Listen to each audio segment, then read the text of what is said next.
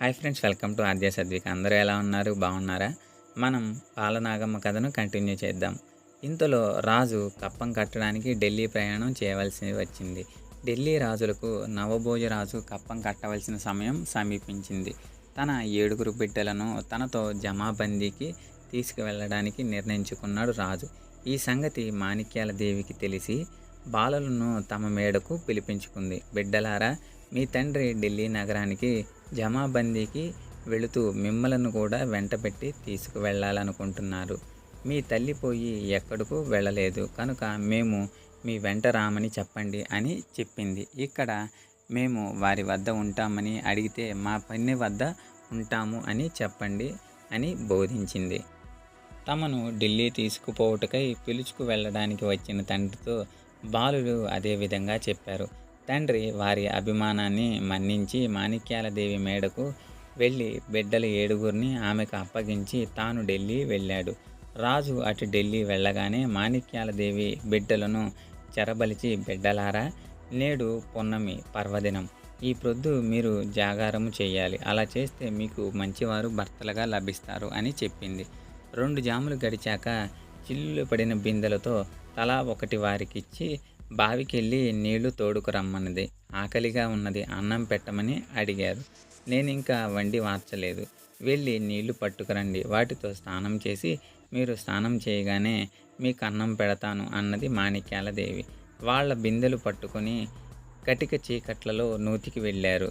ఏనాడు కష్టమెరుగని వాళ్ళు మనకిదేం కర్మ అని తల్లిని తలుచుకొని రోదన చేశారు. తల్లి భూలక్ష్మీదేవి కనికరించి అరటి చెట్లను కలుగజేసింది.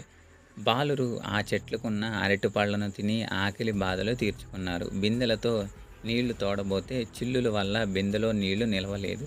భూలక్ష్మీదేవి తన బిడ్డల బిందెలలో గుడ్డలు అడ్డం వేసింది. ఇంటికి చేరిన వాళ్ళని చూసి నూతికి వేసి కొట్టారా ఏం, బిందెలకి చిల్లులేమి ఉన్నాయని బాలులను కర్రతో చిత్తకొట్టింది. ఏడ్చి ఏడ్చి గొంతెండిపోవడం వల్ల బిడ్డలకు తమ తల్లిని దాహమడిగారు. మాణిక్యాలదేవి బిడ్డలను హింసించడం మొదలుపెట్టింది. మాణిక్యాలదేవి పాలు తెచ్చింది. వాటిలో జిల్లేడు పాలు పోసింది. వసనాభి వేసింది. నల్లమందు అందులో చేర్చింది. 7 గిన్నెల్లో ఆ పాలు పోసి పిల్లలకిచ్చింది. పిల్లలు కటకటా తాగేశారు. తాగిన క్షణాన బాలురి గుండెల్లో నొప్పి, తలలు తిప్పడం, కళ్ళు మూతలు పడిపోయి విలవిలలాడుతూ ఉన్నారు. ఇదేమిటి పిన్ని అని వాపోయారు. రండలారా ముండలారా, నా మీదనే నెపమా అని కాళ్లతో వాళ్లను తన్నింది. తల్లిని తలుచుకుని వాళ్ళు దుఃఖించారు. తమ పిల్లలను త్రాగిన విషపు పాలను అమృతమయ్యేలాగా చేసింది తల్లి భూలక్ష్మీదేవి. మాణిక్యాలదేవి వాళ్లను గదిలో పెట్టి చంద్రోదయం అయిన వెంటనే లేపుతాను పడుకోవాల్సిందిగా గదికి తాళం వేసింది. గది చుట్టూ మిరపకాయలు పోసి నిప్పులు వేసింది. బాలులకు ఊపిరాడక ఘాటుకు ఉక్కిరి బిక్కిరై ప్రాణాలు పోగొట్టుకుంటూ తల్లిని తలుచుకున్నారు. ఆమె మిరపఘాటును సాంబ్రాణి ధూపంగా బాలులకు కలుగజేసింది. బిడ్డలు పిన్న తల్లి అన్నం పెట్టమన్నారు.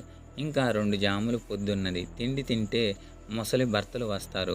ఓపిక పట్టండే పిల్లల్లారా, నేను కూడా వస్తాను పదండి మీ పడకింటికి అని వాళ్ళను తీసుకుని వెళ్ళి గదిలో పెట్టి తాళం వేసింది. 3 రోజులు బాలురు అన్నమాహారాలు లేక గదిలో సొమ్మసిల్లిపోయారు.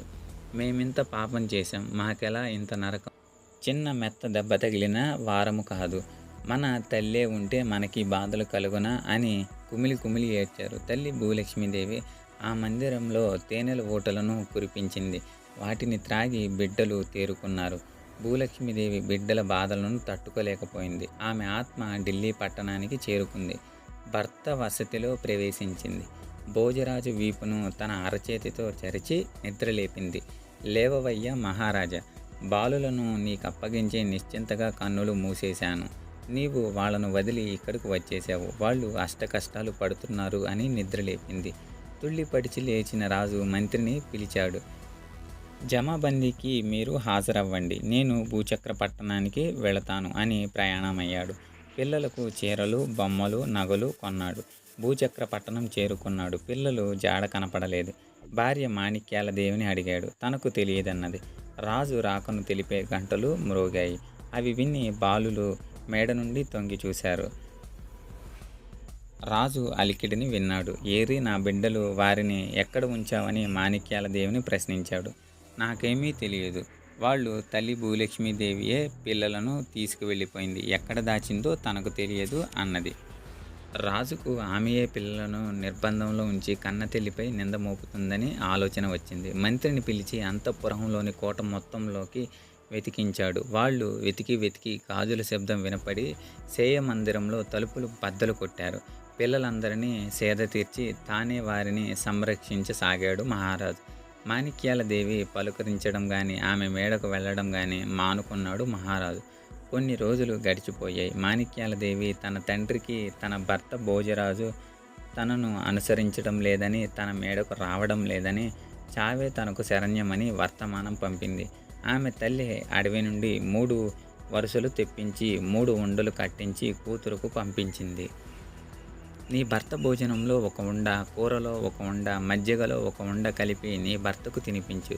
అతడు నీ మేడకు వచ్చి తీరతాడని వర్తమానాన్ని మాణిక్యాల దేవికి పంపించింది. తల్లి తెలియజేసిన ప్రకారం ఆ ఉండలను ఆహారంలో చేర్చి తినిపించింది. ఆ రాత్రి నవభోజరాజుకు నిద్ర పట్టలేదు.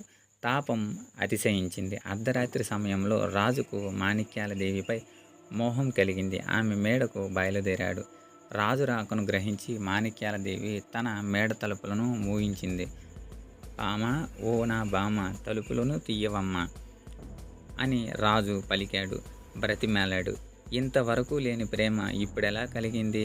నాకన్నను నీకు ఆ బిడ్డలే కావాల్సిన వాళ్ళు కదా, వెళ్ళి వాళ్ళ దగ్గరే ఉండుము. వాళ్లను మట్టు పెట్టలేదు కదా, వాళ్ళ వద్దనే ఉండవలసిందిగా చెప్పింది. రాజు తన మేడకు తిరిగి వెళ్ళారు. బిడ్డలను తట్టి లేపాడు.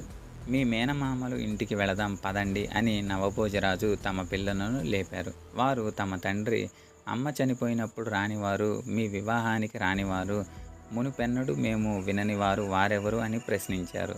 గతంలో వారికి మనకు వైరం ఉన్నది, రాకపోకలు లేవు. ఇప్పుడు కలుసుకుందాం లేవండి అని వాళ్లను పానుగంటిపురానికి తీసుకువెళ్ళాడు. ఈ రోజుకి ఈ అధ్యాయంతో ముగించి రేపు తదుపరి అధ్యాయంతో కలుసుకుందాం. మీ సపోర్ట్ని నాకు లైక్, షేర్ అండ్ సబ్స్క్రైబ్ ద్వారా తెలియచేయగలరు. వీడియో నచ్చినట్లయితే స్క్రీన్ మీద కనపడుతున్న QR కోడ్కి 2 రూపీస్ని డొనేట్ చేయగలరు. Thank you.